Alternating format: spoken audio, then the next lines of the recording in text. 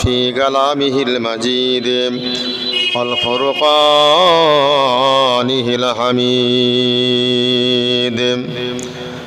وقضى ربك ألا تعبدوا إلا إياه وبالوالدين إحسانا وقال النبي صلى الله عليه وسلم هما جناتك ونارك أو كما قال عليه الصلاة والسلام إن الله وملائكته يصلون على النبي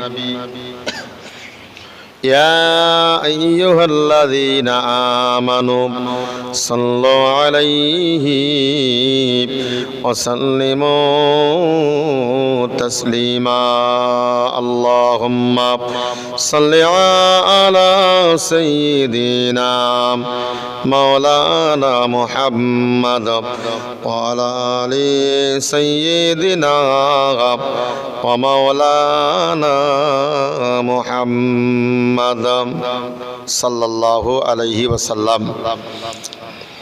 সর্বপ্রথমে আমরা প্রশংসা জ্ঞাপন করছি সেই মহান আল্লাহর দরবারে, যিনি আমাদেরকে এই তাহাজ্জুদ রক্তে বসার মতো তৌফিক দিয়েছেন। সেই দরগা ইলাহিতে আমরা সকলে একবার প্রশংসা জ্ঞাপন করি। সকলে বলুন আলহামদুলিল্লাহ। দরুদ ও সালাম সেই বিশ্ব নবী সাল্লাল্লাহু আলাইহি ওয়াসাল্লামের উপরে অসংখ্যবার দরুদ ও সালাম। সকলে বলুন সাল্লাল্লাহু আলাইহি ওয়াসাল্লাম। তো ভাই, একাধিক বক্তার মুখ থেকে আপনারা গুরুত্বপূর্ণ আলোচনা শুনছিলেন। আমি আপনাদের কাছে কিছু আলোচনা করার নিয়ত নিয়ে বসেছি। আমি আমার বক্তব্যের প্রারম্ভে অর্থাৎ শুরুতে কোরআন শরীফ থেকে ছোট্ট একটা আয়াতে কারিমা আমি আপনাদের কাছে তেলাওয়াত করেছি। রাসূল করিম সাল্লাল্লাহু আলাইহি ওয়াসাল্লামের অসংখ্য হাদিসের ভিতরে ছোট্ট একটা হাদিসের রওয়ায়াত আমি আপনাদের কাছে তুলে ধরেছি। এর ওপারেই খুব সংক্ষিপ্ত কিছু আলোচনা করেছি। কথাগুলো ভালো করে মাথায় রাখুন। মহান আল্লাহ কোরআন শরীফের ভিতরে বলেছেন, ওয়াকাদা রব্বুকা আল্লা তা'বুদু ইল্লা ইয়্যাহু ওয়া বিল ওয়ালিদাইনি ইহসানা। আল্লাহ বলছেন, আমি আল্লাহ আমার ইবাদত ছাড়া অন্য কোনো মানুষের তোমরা ইবাদত করো না। আমার আরাধনা, আমার ইবাদত বন্দেগী করো। ওয়া বিল ওয়ালিদাইনি ইহসানা, আর তোমরা তোমাদের পিতামাতার উত্তম রূপে তাদের সেবা ভক্তি ভালোবাসো। তাহলে কোরআন শরীফের এই ছোট্ট আয়াত থেকে আমরা এটাই বুঝতে পারি যে আল্লাহ আমাদেরকে ইবাদত করার জন্য বলেছেন আর পিতামাতার সেবা করতে বলেছেন। তো বর্তমান পরিস্থিতিতে লক্ষ্য করলে এটাই আমরা বুঝতে পারি যে কোনো ছেলেকে বিয়ে দিয়েছেন, বিয়ে দেওয়ার পরে ওই ছেলেটি কিছুদিন যেতে না যেতেই সে তার স্ত্রীর গোলাম হচ্ছে, সে তার বউয়ের গোলাম হয়ে যাচ্ছে। তার স্ত্রী তাকে বলছে যে তোমার মা বাপের আমি খেতে দিতে পারবো না, রান্না বাড়া করতে পারবো না, ইত্যাদি ইত্যাদি। ওর থেকে দেখা গেল সংসারে ব্যাপক পরিমাণে অশান্তির সৃষ্টি হলো। হয় না? হয় না? হয়। আজকের বর্তমান পরিস্থিতির দিকে লক্ষ্য রেখে দেখুন, এই জিনিসটি ব্যাপক হারে চলছে। প্রায় ঘর বললে ভুল হয় না। আমার ভাবতে অবাক লাগে, এই সমস্ত মেয়েরা কি এরাও কি একদিন শাশুড়ি হবে না? এই ছেলেগুলো কি এরাও কি একদিন বাড়ির পিতা হবে না, গার্ডিয়ান হবে না? অবশ্যই হবে। আমরা কোরআনটাকে ফলো করি, নবীর হাদিসটাকে আমরা ফলো করি। আল্লাহর বান্দা মনে রাখুন, মহান আল্লাহ কোরআন শরীফের ভিতরে স্পষ্ট করে জানিয়ে বললেন, ও জগৎবাসী তোমরা মনে রাখো, আমি আল্লাহ তোমাদেরকে জানিয়ে দিলাম, ওয়াকাদা রব্বুকা আল্লা তা'বুদু ইল্লা ইয়্যাহু ওয়া বিল ওয়ালিদাইনি ইহসানা। ও জগৎবাসী মনে রাখুন, মহান আল্লাহ বললেন ওয়াকাদা রাব্বুকা আল্লা তা'বুদু ইল্লা ইয়াহু ওয়া বিল ওয়ালিদাইনি ইহসানা। আল্লাহ বলছে বান্দা তুমি মনে রাখো আমি আল্লাহ আমার ইবাদত বন্দেগী করো, আরাধনা করো। আমি আল্লাহ তোমাদেরকে যেটা আদেশ করেছি আমার বান্দা সেটা তোমরা মেনে নাও। পৃথিবীর অন্য কোনো জিনিসের তোমরা ইবাদত করো না, তোমরা গাছের পূজা করো না, তোমরা আগুনের পূজা করো না। আল্লাহর বান্দা আপনি মনে রাখুন আমরা পৃথিবীতে কত মানুষ কত ক্যাটাগরিতে ভাগ হয়ে গেছি। তাই আল্লাহ বললেন আমার বান্দা বান্দি তোমরা মনে রাখো, জেনে রাখো আমি আল্লাহ আমার ইবাদত বন্দেগী করো। আমার ইবাদত বন্দেগী করার পরে তোমরা যে সময়গুলো পাবে বান্দা ওয়াবিল ওয়ালিদাইনি ইহসানা, আর তোমার পিতা মাতার সেবা ভক্তি ভালোবাসো। জোরে বলুন সুবহানাল্লাহ।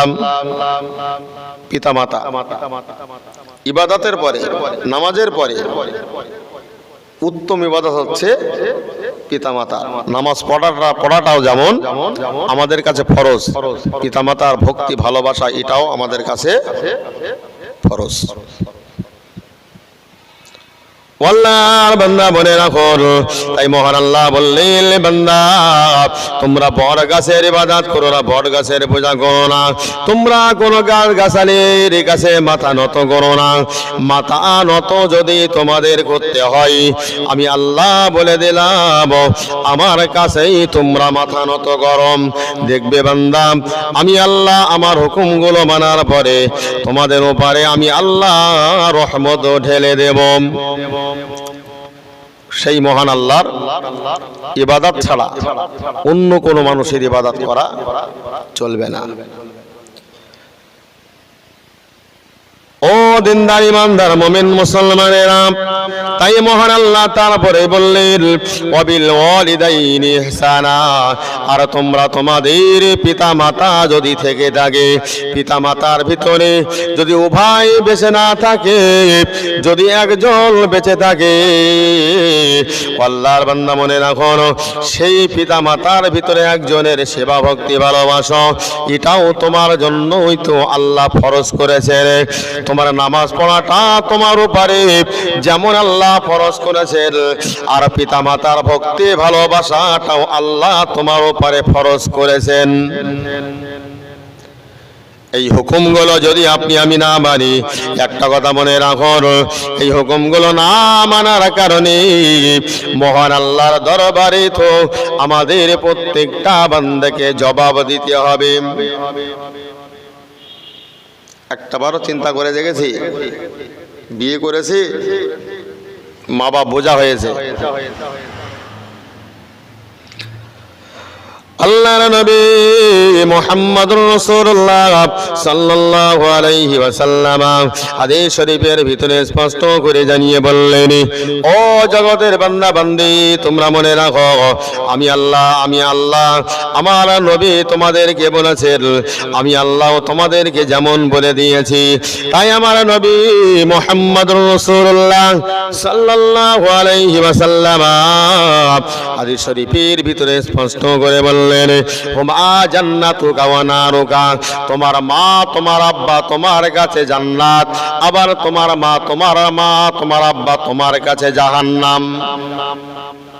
পিতামাতা আমাদের কাছে যেমন জান্নাত, আবার পিতামাতা আমাদের কাছে আবার তেমন জাহান্নাম।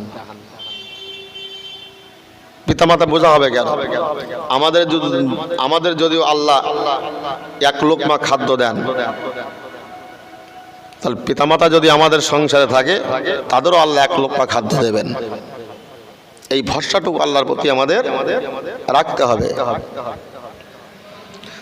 আল্লাহর বান্দা মনে রাখুন, আল্লাহর নবী মুহাম্মদুর রাসূলুল্লাহ সাল্লাল্লাহু আলাইহি ওয়াসাল্লাম জানিয়েছেন, আমার উম্মতি তোমরা মনে রাখো, আমি দ্বীনের নবী মুহাম্মদুর রাসূলুল্লাহ সাল্লাল্লাহু আলাইহি ওয়াসাল্লাম জানিয়ে দিলাম, হুমা জান্নাতুকা ওয়া নারুকা, তোমার মা বাপ তোমার জন্য যেমন জান্নাত, আবার তোমার জন্য তেমন জাহান্নাম। তার কারণ হলো একটাই, সেটা হলো আল্লাহ নবী এটাই বলতে চেয়েছেন, তোমার ব্যবহারে যদি তোমার মা বাবা সন্তুষ্ট হয়, ওহো শব্দটুকু করে তোমার মা বাপ যদি অসন্তুষ্ট হয়ে যায়, আমি রাসূলুল্লাহ জানিয়ে দিলাম ওই সন্তানটার জন্য হলো আল্লাহর জাহান্নাম। ওদিনদার মুমিন মুসলমানেরা ভালো করে মাথায় রাখুন, আপনার ব্যবহারে যদি আপনার মা বাপ যদি সন্তুষ্ট হয়ে যায়, আপনার আচার ব্যবহারে আপনার কথাবার্তায় যদি আপনার মা বাপ যদি একবারের জন্য সন্তুষ্ট হয়ে যায়, আল্লাহর নবী বললেন, আমার উম্মতি তোমরা মনে রাখো, তোমাদের জন্যই তো আল্লাহর দয়ার জান্নাত। জোরে বলুন সুবহানাল্লাহ। আল্লাহর বান্দা মনে না হল, কিন্তু আমাদের ব্যবহারে যেন কোশ্চেন গেল আমাদের মা বাপ যেন অসন্তুষ্ট না হয়। আমাদের ব্যবহারে যদি মা বাপ অসন্তুষ্ট হয়, আল্লাহ কোশ্চেন কালো জান্নাত দেবেন না।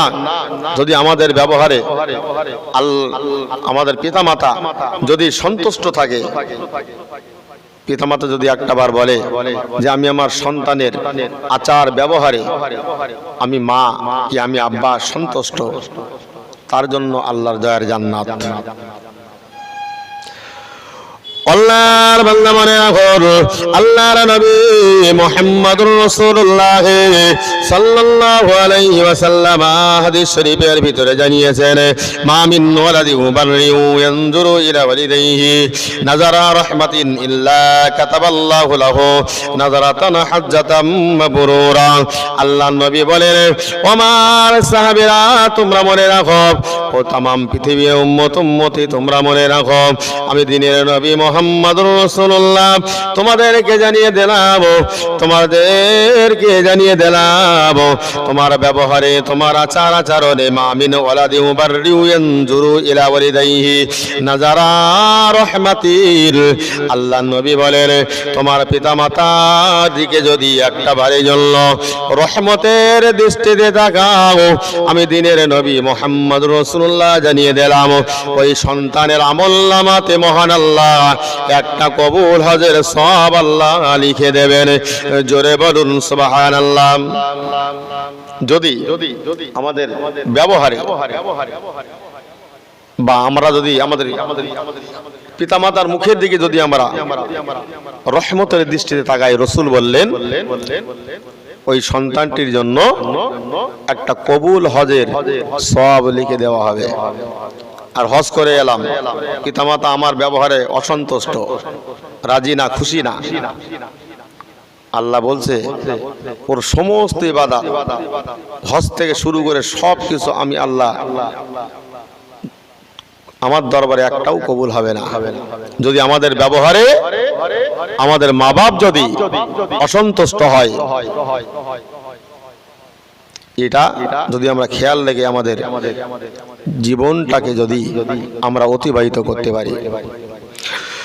আল্লাহর বান্দা মনে রাখুন, আল্লাহর নবী মুহাম্মদুর রাসূলুল্লাহ সাল্লাল্লাহু আলাইহি ওয়াসাল্লাম জানিয়েছেন, আল্লাহ আমার উম্মতি তোমরা মনে রাখো, আমি দ্বীনের নবী মুহাম্মদুর রাসূলুল্লাহ জানিয়ে দিলাম তুমি যদি তোমার মা বাপের দিকে যদি মুখের দিকে যদি একটা বারের জন্য রহমতের দৃষ্টিতে তাকাও, দয়ার নবী হাবিবুল্লাহ মুহাম্মদুর রাসূলুল্লাহ সাল্লাল্লাহু আলাইহি ওয়াসাল্লাম বলেন, ওই ছেলের তার ওই ছেলেটির আমলনামাতে একটা মকবুল হজের সব লিখে দেওয়া হবে। ও দুনিয়াবাসী মনে রাখো, যাদের পিতামাতা বেঁচে আছে আজকে থেকে আমলটা করতে শেখুন।